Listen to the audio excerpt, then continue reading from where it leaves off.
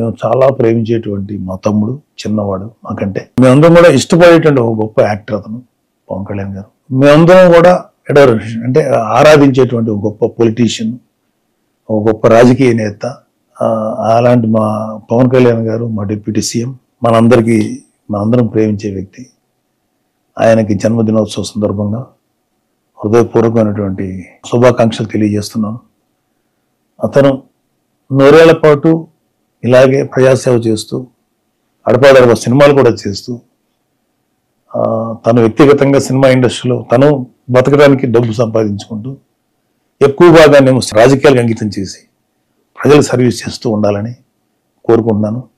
నిజంగా ఇవాళ పవన్ కళ్యాణ్ వల్ల చిరంజీవి గారు మాకు ఒక ఆర్థిక పరమైన లేకపోతే ఒక మంచి పొజిషన్ క్రియేట్ చేస్తే, పవన్ కళ్యాణ్ గారి వల్ల మా గౌరవం ఒక 10 times పెరిగింది.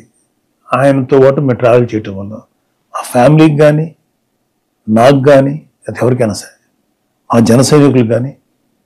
సో ఒక మంచి వ్యక్తిని, నాయకుడిని నమ్ముకుంటే మేబీ కొంత దూరం వెళ్ళిన తర్వాత అతని వల్ల కొంత కష్టాలు భరించాలి.